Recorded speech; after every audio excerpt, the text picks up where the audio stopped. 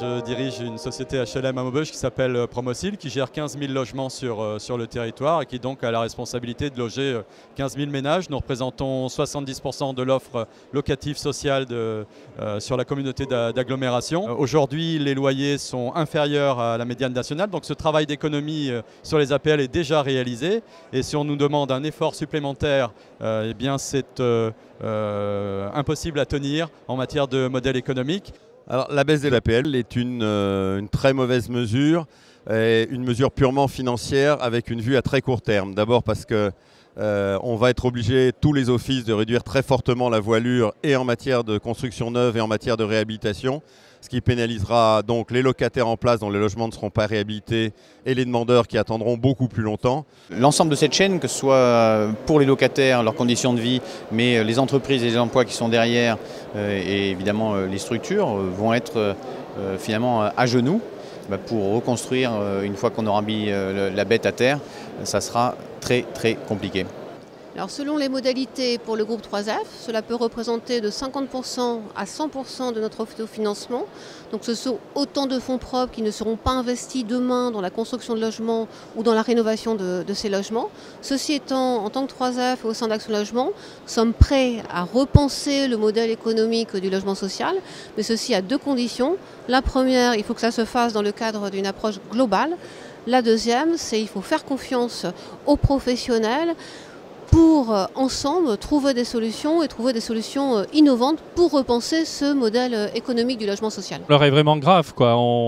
Au-delà du débat, de la polémique, de la défense des missions de chacun, il y a vraiment urgence à se mettre autour de la table et à trouver des solutions qui soient des solutions raisonnées pour être raisonnables. Prenez par exemple la Bretagne, c'est 60 millions de moins. Et avec ces 60 millions, c'est un peu plus de 400 millions de travaux qui ne seront pas réalisés. Ça veut dire moins de services pour les familles les plus modestes, ça veut dire moins de construction neuve, moins de réhabilitation. Je crois qu'il faut vraiment qu'on réagisse ensemble, les locataires et les bailleurs, pour voir vraiment à quel point nos avenirs sont liés dans cette affaire.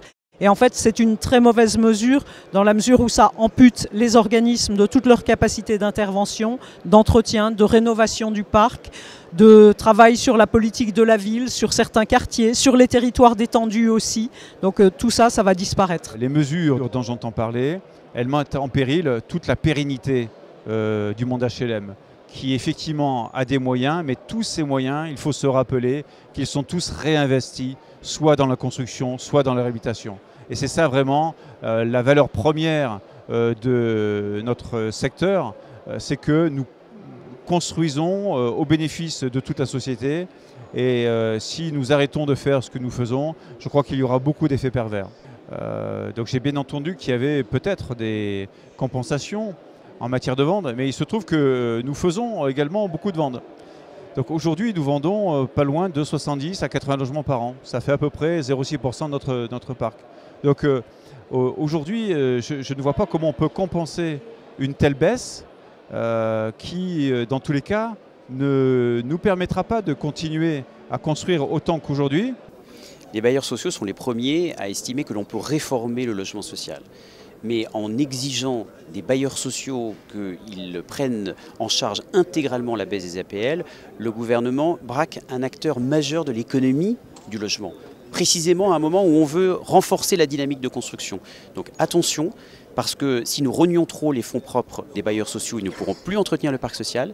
Et puis surtout, l'effet pervers est que l'on risque de casser la dynamique de construction à un moment précisément où on veut alimenter le choc d'offres qui existe dans beaucoup de régions tendues, comme par exemple l'Île-de-France. Ce qu'on peut ajouter aussi, c'est que ce que nous n'arrivons pas à comprendre, c'est aussi vraiment le logement privé qui est laissé libre et qui aujourd'hui donc percevra et continuera à percevoir les APL.